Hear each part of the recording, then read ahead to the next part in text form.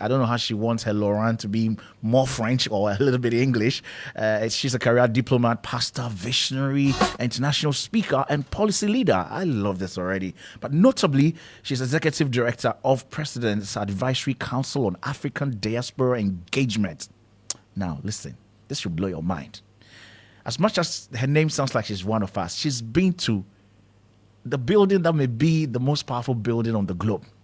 She's worked with the likes of the then Secretary of State Hillary Clinton, who later became an aspirant wanting to, head the White House, and John Kerry, Director of Africa in the Biden-Harris administration. I will find out from her when it comes to the female empowerment, getting into a very influential position. We know Kamala Harris right now is trying to get into the seats, even though, she is the Vice President of the United States of America. But is she going to get it? How does she feel about all of these things? We've had powerful women who have been through the places that she has found easy and worked with. She's worked in administration. She's named as one of the most influential people of African descent. She's also the co-founder of Vessels Network and Vessel Conference. It's a non-profit organization in Washington, D.C. She's so committed, promoting spiritual development and community transformation. She is the recipient of many awards and honors. Mrs. Laurent Mante. She graduated from Howard University with a master's degree in African Studies and Public Policy. She's got a bachelor's degree in International Relations from, she will help me with this one, but I'll try, Syracuse University. I thought you were going to nod in agreement. It's okay. And she's married to Reverend Henry Laurent Mante, and they are the proud parent of 4 children. Ma'am, you're welcome. Thank you. Thank you for having me. Thank you. Akwaba? Akwaba? I don't know what you say after Akwaba. It's boldly written at the Kotoka International Airport. So I know Akwaba, but I've never thought about the response. So what's the actual response? How do you say thank you? Medase. Medase. Oh, so you say thank you after that? Yeah, Medase. Okay, so Medase. Akwaba means welcome. So okay, so Medase. Medase. Oh. Medase. Yeah. She added the pa to it. Oh, you're just touching down? I'm just touching base. I came here for a conference and a few meetings. It's just a really short trip. But I try to visit Ghana very often, at least once a year. I don't know where to start from. You have an impressive intro here. Mm-hmm. I know this is not even your CV yet. There's just a little something about you. It's so impressive. Yeah. Dreamland, one of the places I love to see. Yeah. Getting about a mile away from the White House, but you've worked with people in high places. Yes. You've worked with these very, very known names. Mm-hmm. Plus, you have family business to take care of. Yeah. How do you do this? I must say, you look awesome in person. Thank you. How do you Thank keep it you all so much, together? yes. How do you keep it all together? 4 beautiful kids. My youngest is 7 months. 7 months old. Are you already on the road? Yeah, I'm already traveling. I always say it's not easy to be a woman, especially a career woman, taking care of your family, doing ministry, doing all sorts of things. But I think for me, my faith has been the foundation of everything, in terms, even my career. My faith has been a large part of that.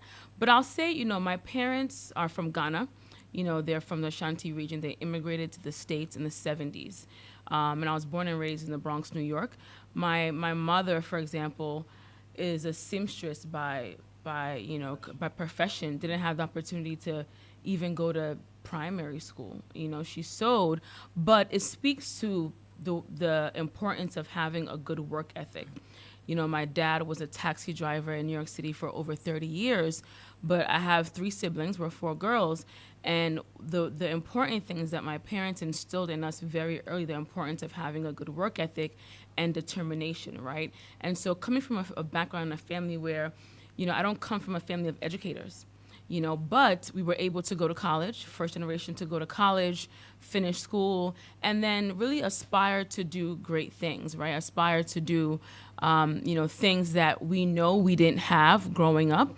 And that's always been, for me, I think a key point, right? You don't have to look like what you've been through. You don't have to, be a product of your environment. And that has been my story. So right after school, I was blessed with the opportunity to become a career diplomat. And over the past 15 years, this is what I've been doing. I've been doing it for 15 years now in the Africa policy space. I've worked in several positions and served with many different leaders across the globe. And it's really been a blessing, over the course of my career. Amazing. I mean, to think that, or to know that you also grew up in the Bronx, Yeah. a place that we know predominantly was black.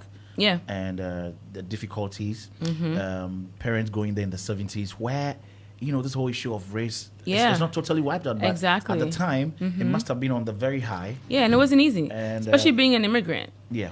Being an immigrant at that time, it wasn't easy. And, our parents sacrificed to give us things that they could not, of course, afford, right? And we shouldn't take that lightly. There was once a time where, growing up, we were shy to say these things, but we've attained certain heights because of the sacrifices that our parents made. And I think it's really critical, it's really important. So I always start with that when I'm sharing my story. I think it's very important to shed that piece of light. I travel all over the world with different leaders. I've done a lot of things, but that part of my story I think is very important.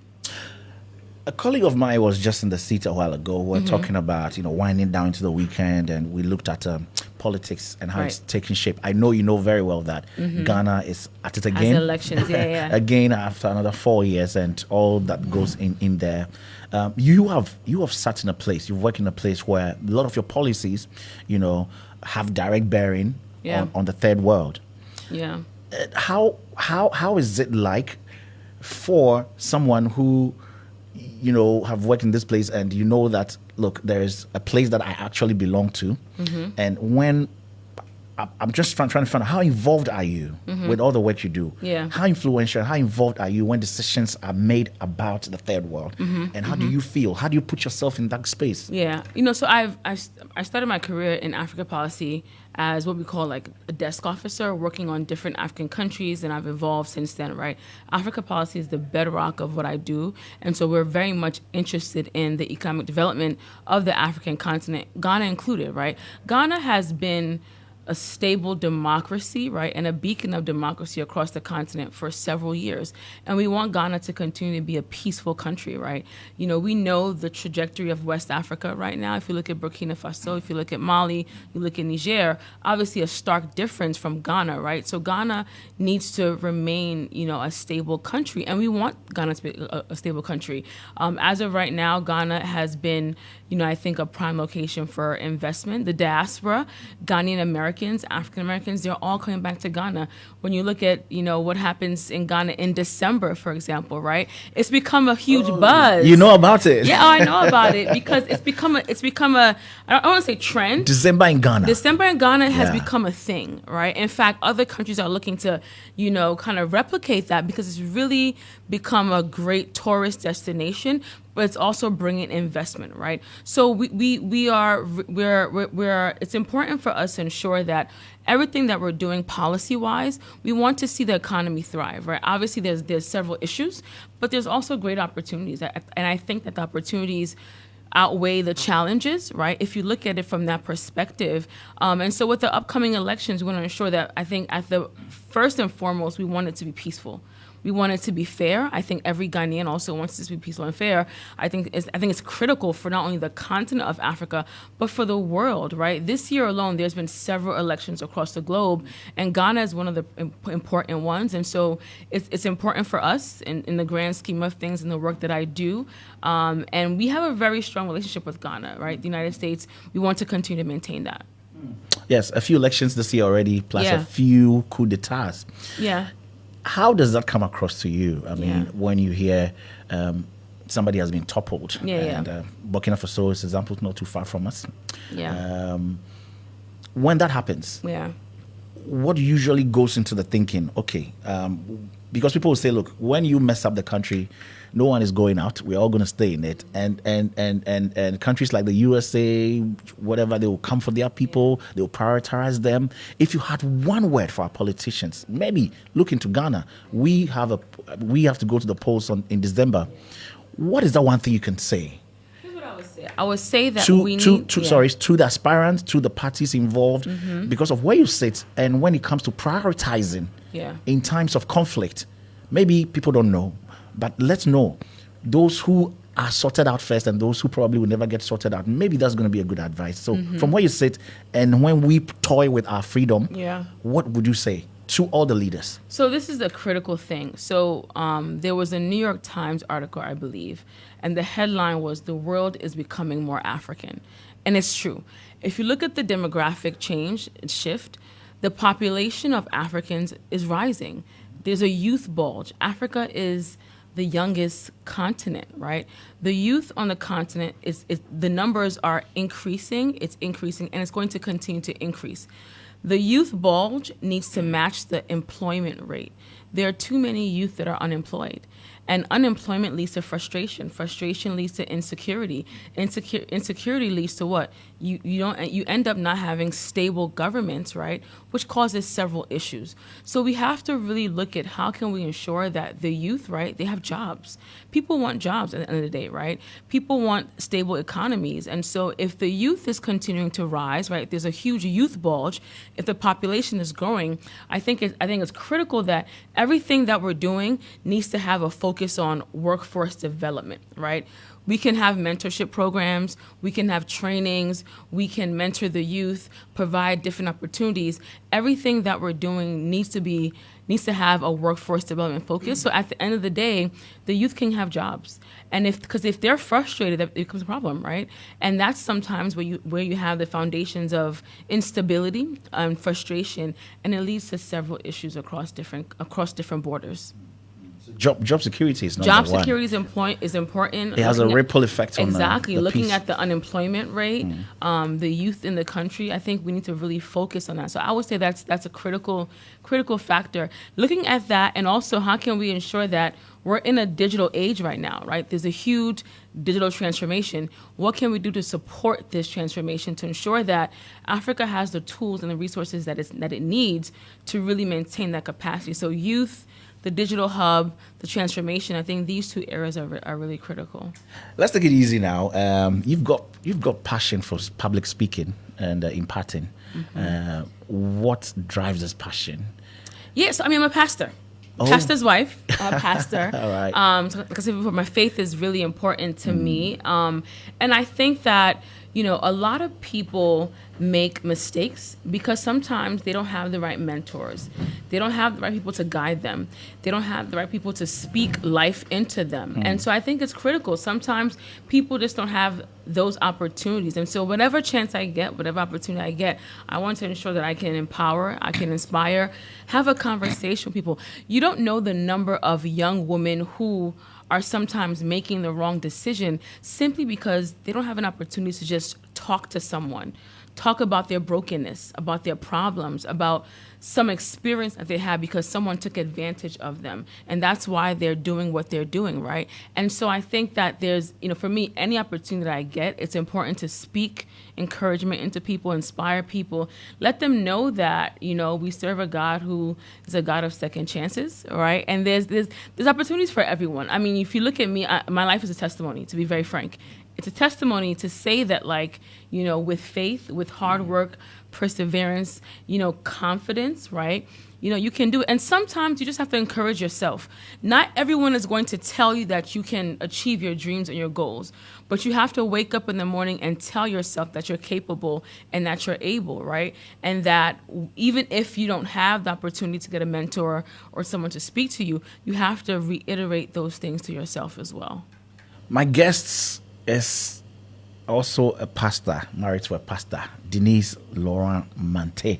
And she's here sharing some nuggets with us as we go into the weekend. I know I said earlier, when it's Friday, it's become a popular, saying, when it's Friday, you don't advise anyone because their minds just go straight into relaxation mode. But of course, we cannot end the week without some good conversation. Let's talk about places you've been to. I mean, this is me trying to find out the bougie side of your busy schedule. I mean, reading this make me ask myself, are you human or you're some you're some robot who's been programmed? Because it doesn't look like you have rest at all, but I'm sure in between you find time to relax. I try to. You say you are of Ashanti descent. Yeah, my mom is from Ashanti region. Have you tried to go look for real roots? Have you been there? Yeah, I've been there. She's from Ashanti Mampong. Oh, and she's listening right now. She is? Yeah, I'm sure she's listening. Shout out to her. Yeah, shout out to my mom. Yeah, I've been to Mampong. We have a school You do? We have a high school in Mampong, in Right. the village my mom is from. Right. And I've been there a couple of times. I've been there to talk to the students. Yeah. I haven't been there in a while. I haven't been there in about 5 years or so, I must say. But I have been there before. I try my best to stay in touch with the team and the school there as well. But I've traveled extensively. In the beginning of my career, when I was the special assistant for Secretary Clinton and Secretary John Kerry, I traveled all over the world with them. And so I've been from Thailand to Saudi Arabia to an interesting country called Brunei. I don't know if you've ever heard of Brunei. Yeah. Brunei is about 27 hours away from the United States. It took us a very long time to get there. It's in Asia. I've been to Brunei. I mean, I've traveled quite extensively in different roles. Yeah. And let's talk about the aesthetics. I mean, having been almost every continent, I must say. Yes, I have. The aesthetics, what makes it different? How is Africa the one that stands out most That's of the time? a very good question. Yeah. I would say what makes it stand out is how I'm received. And how we're received, right? I think that's what has been the difference for the different countries that I've been to, right? The cultures, at the end of the day, the continent of Africa, despite, as I mentioned before, the challenges, right? It's such a vibrant, exuberant place to be. People are just naturally joyful, to be very frank. From Namibia all the way to Cairo, Egypt, all the way to Senegal, Dakar, to Nairobi, Kenya, there's always this sense of joy, sense of pride about being African. And I think that's a great thing to have, right? It's a great trait to have. And it has been something that I've seen across the continent in comparison to the other places that I've been to, right? There's just a sense of pride and joy, despite the challenges, right, that people sometimes go through. Some beautiful places, but you think we've harnessed it well? We have beautiful places human beings can visit. Yeah. And when it comes to, leveraging on it, how best can we? There's still a lot of room for improvement. A lot of room for improvement. And I say that with a positive perspective, right? I think it's gotten better. But there's a lot more to Africa than just its resources. In fact, I would say the currency of this generation is Africa's creativity and Africa's innovation. That's the currency of this generation. And the creativity and innovation of Africa has now extended borders, right? You go to New York City, you go to Minneapolis, and they're listening to Afrobeats music, right? You walk into your largest department store, and they're playing Wizkid, and they're playing Davido, and they're playing Sarkodie. And that's not by accident, right? Africa's creativity and Africa's innovation is the currency of this generation. And my colleagues, right, in the West, in the U.S., we've noticed that, right? And so it's important that Africa also rises to the level to also take great pride and great ownership of its creativity. There's nothing more creative than Africa's creative economy, hands down, right? The music, the fashion, the film, right? The production, The food, the culture. It's unmatched. It's an untapped sector. I think that in Nigeria, they're doing a great job with capitalizing off of it. I think Ghana can do better. But the creativity, innovation, the ingenuity on this continent resources are there. Africa will always be a resource-rich continent. But if you want to talk about sustainability and impact, it's really in the creativity, innovation, ingenuity, and the people. That's where it's really at. very, very profound observation and presentation on Africa's currency. I like that. So Africa's current currency is its creativity. Creativity, yeah. Wow, Yeah. wow. Yeah, not the resources. I think gone are the days. Like I said, we always need gold. We will always need lithium. We will always need the diamonds. We will always need the bauxite. It's important, but I think we can look beyond that. I think we should look. So for beyond you, that. what would you consider? Who would you consider the biggest export out of Ghana? Of course, from your perspective, what you say, the biggest in terms export, of the resources, from services to resources to even personalities. I would say the people. The people. Yeah, and so let's invest opportunities into training and workforce development, right? Let's ensure that the people have the capacity to do the same kind of jobs that we're seeing where I'm from, right, in the States, right? Let's do more training, more mentoring. Let's provide the financing that they need to start businesses. Let's provide the loan guarantees. Let's provide the financing for feasibility studies. And so let's provide opportunities, capacity building, training, right? When it comes to the creative industry sector, even like film and music, etc. Let's build partnerships with like Hollywood. Let's build partnerships with like the music industry back in the States. So let's forge partnerships, provide opportunities, let's train, let's get the people workforce ready for this generation. And workforce ready that will really transcend, the borders of the continent. Very well. Before you take leave of us, I would want you to bust a few myths. You've spoken very passionately about the youth, creativity, and all that we are supposed to be looking inwardly to project better to the rest of the world. However, the youth can also not be, taken out of the equation when it comes to those who think that the grass is greener on the other side. Yes, we have some dear situations that would want to see the other side. Some of them we have nothing we can do about it. Sometimes you are compelled. Sometimes it comes as if that's the only thing left to do is to leave. Tell us, what are some of the things that the youth gets wrong? Because our eyeballs are always on the screens. We are following events, those that are real and those that are not even real. It gets to a point with the intervention of AI technology, we can't even tell the real from the fake. Please help us, the youth listening to you. Some of the myths that they should begin to look at again when it comes to wanting to go to nowhere than God's own country, the USA. Yeah, and one thing I observed is that sometimes people think that you have to move quickly in order to succeed. And the millennial and Gen Z population, I would say, sometimes there's no patience. We need to be patient. Yes, sometimes you can have the grace of speed and things can happen very quickly. But at the end of the day, success takes time as well. And I think that people need to start embracing that. It takes time. Run your own race, right? Be patient. People are so quick to, drive a Range Rover, drive a Mercedes Benz, and, do all these great things and, come off as you're succeeding, you're well off, you're wealthy. These are all great things. These are all great aspirations to have. That's fine. That's wonderful. But do it the right way and take your time. And comparison is a killer, right? If you consistently compare yourself to your neighbor, to the next person, you'll never have joy. You'll never be happy. You'll never be satisfied. You'll never be content, right? And so truly run your own race. Truly set your own goal, for yourself. Let the best of you be seen in who you are becoming, right? As opposed to just what you're doing. Allow yourself to grow, right? Allow yourself to build your own capacity, right? And if people give you opportunities, take your time. I think that sometimes this generation they rush. They rush, and rushing will cause you to sometimes get things wrong. Yeah. So the youth out there, easy does it. Yeah, just, take your time. It's Friday. If you weren't on the road, what would you be doing? How do you wind down?